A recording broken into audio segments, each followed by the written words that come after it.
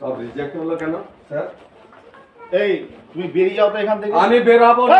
তোমার সঙ্গে আমি কথা বলবো, যাও তুমি। এই ভিডিও কর তো, তুমি যাও, ভিডিও কর। তুমি যাও। আপনি এখানে কি? তুমি কে? আপনি কে? তুমি কে? আপনি এই আরো হে রিজেক্ট করেছেন কেন? আপনি রিজেক্ট করেছেন কেন? সরাই গুলো তুমি 153 সব রিজেক্ট হলো কেন স্যার? এই তুমি বেরিয়ে যাও তো এখান থেকে। আমি বেরাবো না। তোমার সঙ্গে আমি কথা বলবো, যাও তুমি। এই ভিডিও কর তো, তুমি যাও, ভিডিও কর। তুমি যাও।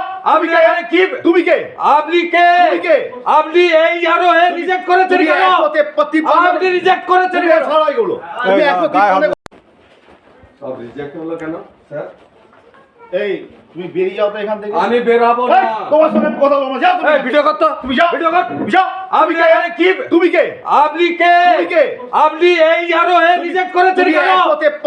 আপনি রিজেক্ট করেছেন কেন? সরাই গুলো তুমি 153 দর্শক, এই ভিডিও সোশ্যাল মিডিয়াতে ভাইরাল হয়েছে। বিএলও ভার্সেস ইআরও এইরকম একটা তর্কাতর্কি হয়েছে। ছোট্ট একটা ভিডিও সোশ্যাল মিডিয়াতে এসছে, যেটা বলা হচ্ছে সুতাহাটা হলদিয়া সুতাহাটা ওখানকার সুতাহাটা ব্লকের 153 নম্বর বুথের বিএলও সঞ্জয় বিদ্যা দাস, তার সঙ্গে ইআরও অফিসারের সঙ্গে এরকম বচসা যে 6 জন ভোটারের তথ্য কেন বারবার রিজেক্ট করে দেওয়া হচ্ছে, সেই বিষয়ে উনি নাকি জানতে চান। তো তখন এইরকম একটা ব্যাপার হয়েছে। ইআরও জানতো বা এখান থেকে যাওতো বলে শুনলেন কীরকম তর্কাতর্কি হলো, একটা মানে হটটক টাইপের বিষয়টা হয়েছে। দর্শক, এখন নাম কেন রিজেক্ট হচ্ছে বা ডকুমেন্ট কী ধরনের দেওয়া হয়েছে সেটা বিচার্যের বিষয়, তদন্তের বিষয়। আমরা না কাউকে একেবারে দোষারোপ করছি আর না কাউকে একেবারে ক্লিন চিট দিচ্ছি। ভিতরে কি আছে কি ছিল ডিটেলসটা এখনই পরিষ্কার নয়। যেটা বলা হচ্ছে যে পরে নাকি ওনাদের মধ্যে সব ঠিক হয়ে গেছে। তো ঠিক হয়ে গেছে ফলে আর মানে বিষয়টার গভীরে কি সেটা এই মুহূর্তে বলা সম্ভব না। তবে আর দরকারও নেই, কারণ গতকাল থেকে যেটা শুরু হচ্ছে, দর্শক নিশ্চয়ই জানেন যে সুপ্রিম কোর্ট একটা বিরাট দায়িত্ব নিয়েছে বলবো, মানে বিচার ব্যবস্থাকে যুক্ত করা হয়েছে। মানে সুপ্রিম কোর্টই কার্যত মানে এরকম একটা বড় দায়িত্ব নিয়ে নেওয়া, মানে বিচার বিভাগকে ঢুকিয়ে দেওয়া বিষয়টাতে, বা বিচার বিভাগের দায়িত্বে নিয়ে নেওয়া বা ঢুকিয়ে দেওয়া। এর ফলে গতকালই দেখেছেন আপনারা, কলকাতা হাইকোর্টের যিনি প্রধান বিচারপতি সুজয় পাল, তাকে একটা ডিরেকশন দেওয়া হয়েছিল যেহেতু যে একটা বৈঠক করবেন যারা এখানে আছেন, নির্বাচন কমিশনের মুখ্য নির্বাচনী আধিকারিক, মুখ্য সচিব বা আরও আইনের যারা আছেন সকলকে নিয়ে একটা বৈঠক করবেন, করে ঠিক করবেন যে জেলা থেকে যারা আছেন বিচারক তাদেরকে কোথায় কিভাবে ব্যবহার করা যায়, তাদের পর্যবেক্ষণে মানে এসআইআর পর্বটা শেষ করতে হবে। তো তার জন্য নিজেরা বৈঠক করে ঠিক করবেন। তো গতকাল সেই বৈঠকটা হয়েছে, আপনারা দেখেছেন, সেটা নিয়ে আমি একটা ভিডিও করেছিলাম। তো আজকেও একটা বৈঠক হয়েছে। আজকের বৈঠকেও কমিশনের প্রশাসনের সব লোকজন ছিলেন, তেমনি যেসব বিচারক কাজ করবেন এসআইআরে তাদেরকেও একটা ট্রেনিং দেওয়ার মতো একটা কাজ হয়েছে ভার্চুয়ালি। তাদের সঙ্গে মানে কথা হয়েছে আর কি, যারা কাজ করবেন তারা কীভাবে কাজ করবেন, কী সব নথির ভিত্তিতে কাজ করবেন, কি মানে যেহেতু দেখুন তারা বিচারক মানে তো সব জানবেন সেটা তো না, ইলেকশন প্রসেস একটা অন্য টাইপের হয়, তো তার টেকনিক্যাল পার্টগুলো বুঝিয়ে দেওয়া হয়েছে। তো আজকেও সেই বৈঠকের খবর দর্শক সামনে এসছে যে সোমবার আবার এসআইআর থমকে থাকা স্ক্রুটনির কাজ শুরু করবেন বিচারকেরা। ভার্চুয়াল বৈঠকে বোঝানো হলো দায়িত্ব। সুপ্রিম কোর্টের নির্দেশে তথ্যগত অসঙ্গতির নথি যাচাই এবং তা নিষ্পত্তি করার দায়িত্ব দেওয়া হয়েছে বিচার বিভাগীয় আধিকারিকদের। কলকাতা হাইকোর্টই ঠিক করে দিয়েছে কারা এই দায়িত্ব পালন করবেন। বিধানসভা ভিত্তিক দায়িত্ব ভাগ করে দেওয়া হয়েছে বিচারকদের। এখন 294টা বিধানসভা রয়েছে। পার বিধানসভায় একজন করে যদি বিচারককে দেওয়া হয় তাহলে 294 জন বিচারক লাগবে। তো এখন তো এই সংখ্যার বিচারক তো নেই। গতকাল কি মানে বিচারক নেই বলতে মানে এত সংখ্যক বিচারককে দেওয়া যাবে না, মানে পাওয়া যাচ্ছে না একসঙ্গে। সেটা তো গতকাল কি সামনে এসেছিলো যে 250-250 মতো বিচারককে দেওয়া যাবে আপাতভাবে। তো আজকে যে বৈঠকটা হয়েছে ভার্চুয়ালি, সেখানে প্রায় 200 জনের মতো কানেক্টেড ছিলেন, যেটা বলা হচ্ছে। তো যারা ছিলেন তাদেরকে বুঝিয়ে দেওয়া হয়েছে কাল থেকে কাজ শুরু হবে এবং যেহেতু তারা মানে দায়িত্ব নিয়ে কাজটা করবেন, তাই তাদের একটা লগ ইন আইডি একটা করা হবে, সেখান থেকে তারা নিজেরাও মানে চেক করতে পারবেন সব কিছু ডিরেক্টলি। তো সেটা করে দেওয়া হবে, একটা মানে পোর্টালে সবাইকে নেওয়া হবে। তো এরকম টেকনিক্যাল পার্টগুলো হবে, সেটা কমিশন তাদের তরফ থেকে যেটা করার সেটা করে দেবে বলেছে। কিন্তু দর্শক, নিশ্চয়ই আপনাদের মধ্যে কৌতূহল হয়েছে এই জন্যে, কারণ এখানকার শাসক যেভাবে এই সুপ্রিম কোর্টের এই যে অর্ডার, যে বিচারকদের মাধ্যমে বাকি কাজটা সম্পন্ন, সেটাকে যেহেতু শাসক তাদের জয় হিসেবে ব্যাখ্যা করছে, নিশ্চয়ই হয়তো আপনাদের মধ্যে কৌতূহল যে তাহলে শাসক কী করবে এখানে, তারা কেন এটা তাদের জয় হিসেবে বলছে। আদতে তো তাদের জয় তো না, এ তো কমিশনের জয় হয়েছে, যে কমিশনকে আর এতটা দায়িত্ব নিয়ে কাজ করতে হচ্ছে না, কারণ তারা যখন কাজ করতে যাচ্ছিল তাদেরকে পদে পদে বাধা দেওয়া হচ্ছিল, আর সবসময় দোষারোপ গালমন্দ এসব চলছিল।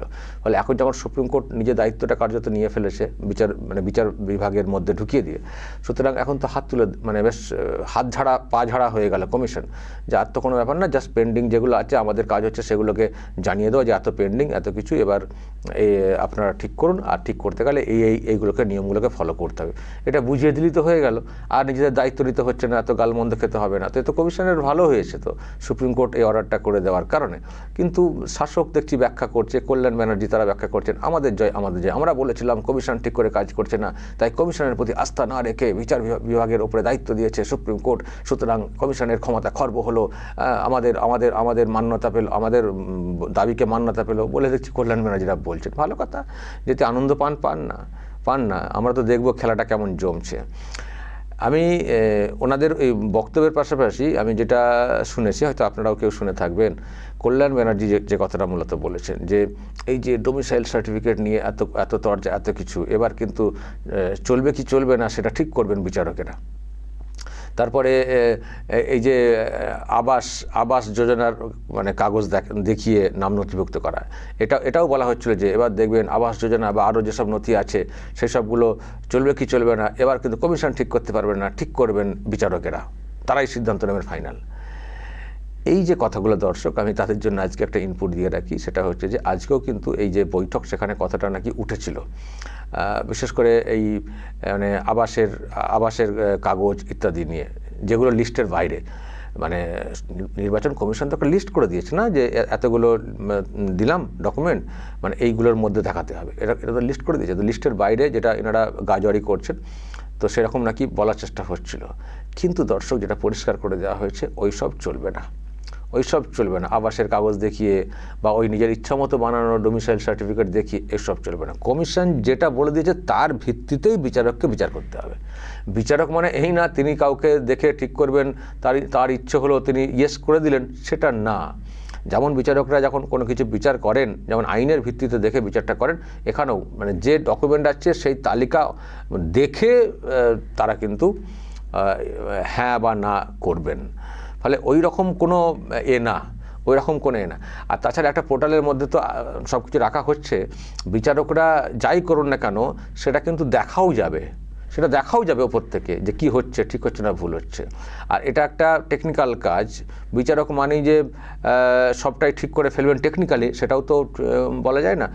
যদি সেখানে কোনো ভুল ভ্রান্তি থাকে বিচারকরা কিছু করে দেওয়ার পরেও, তখন ওপর থেকে সেটা রেকটিফাই করার জন্য বিচারককে বলতেই পারেন, কারণ যে টেকনিক্যাল প্রবলেম না, যে আপনি তো এটা দেখেছেন বা এই দেখার মধ্যে হয়তো কোনো একটা ত্রুটি আছে, সেটা বলা যেতেই পারে। ফলে এই না যে বিচারককে দিয়ে যা খুশি করিয়ে নেব, এই না যে বিচারক যেটা করবেন সেটাকে আর কোথাও কোনোভাবেই পাল্টানো যাবে না, এটাও না। বিচারকদেরকে দিয়ে ওই পার্টটা জাস্ট তথ্য যাচাই বা মামলা যেগুলো আছে সেগুলো নিষ্পত্তির পার্টটা করতে বলা হয়েছে।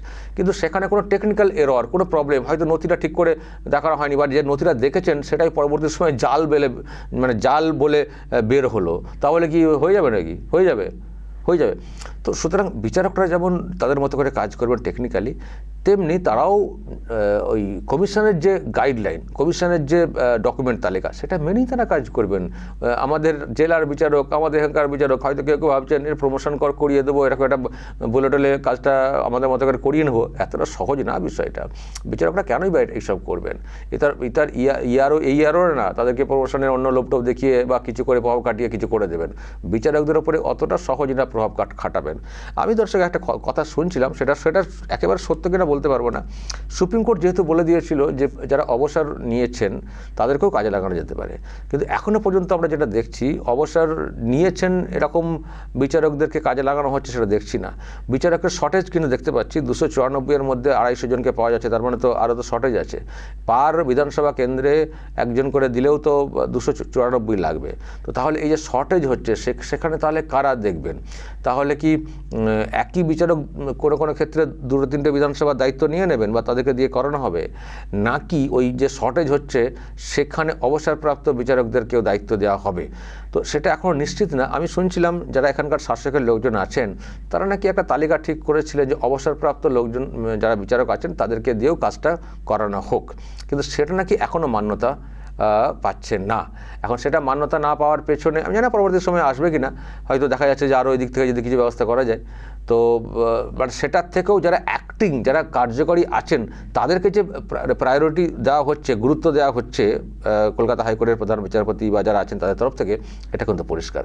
যে সংখ্যাটা বলা হচ্ছে যাদেরকে ট্রেনিং দিয়ে কাজে নামানো হচ্ছে তারা কিন্তু সব অ্যাক্টিং, এখন চলমান, তারা কাজ করছেন, তাদের ছুটি বাতিল করে দিয়ে তাদেরকে কাজে লাগানো হচ্ছে। যারা অবসরপ্রাপ্ত তাদেরকে করার ক্ষেত্রে আমরা খুব বেশি উদ্যোগী ভূমিকা দেখছি না। এটা একটা খুব পজিটিভ দিক, কারণ যারা অবসর নিয়েছেন তাদেরকে হয়তো প্রভাবিত করাটা সহজ।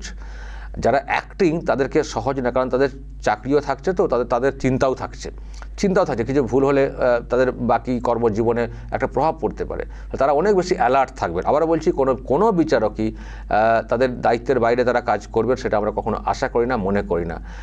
আমাদের প্রত্যাশা সবসময় থাকে বিচারকরা ঠিকমতো করে কাজ করবেন। কিন্তু যারা অবসর নিয়ে ফেলেছেন তাদের দায়িত্ব অনেকটা কমে যায় না, তাদের ওই চাকরির জীবনটা নিয়ে চিন্তাও অনেকটা কমে যায়। আবার অবসরের পরে আমরা এটাও দেখেছি অনেক বিচারক তারা আবার অনেক পলিটিক্যালি ইনভলভ হয়ে যান, যুক্ত হয়ে যান, হয়তো দেখেছি তো রিটায়ারমেন্টের পরে।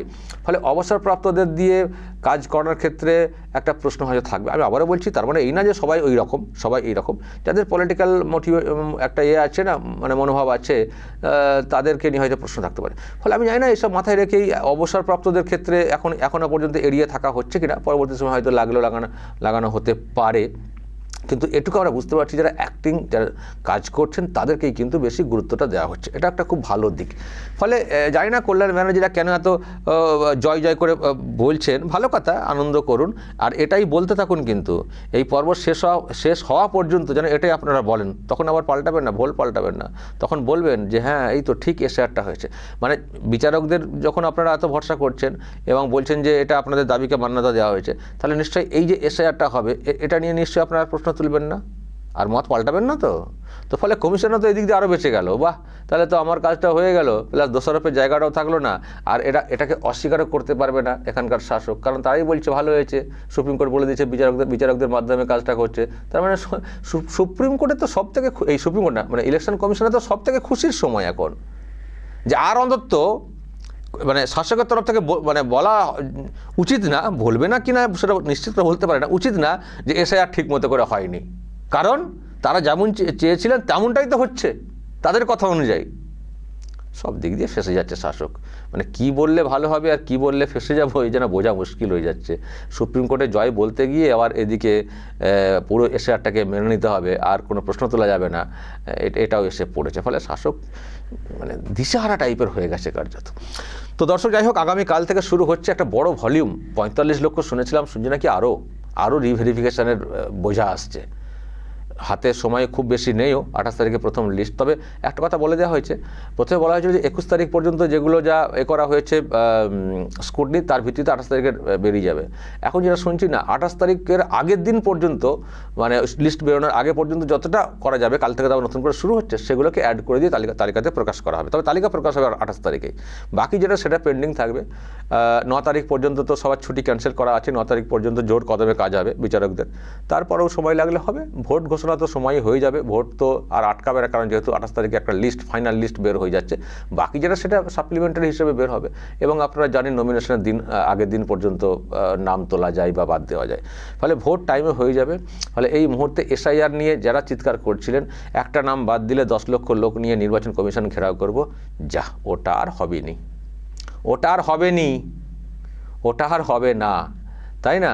কারণ আর একটা নাম বাদ দিলে তো বিচারকের বিচারপতিদের অফিস ঘেরাও করতে হবে, সুপ্রিম কোর্ট ঘেরাও করতে হবে, আর কমিশন কিন্তু ঘেরাও করার আর সুযোগ থাকছে না, কারণ সুপ্রিম কোর্ট বা কোর্ট এটাকে করছে।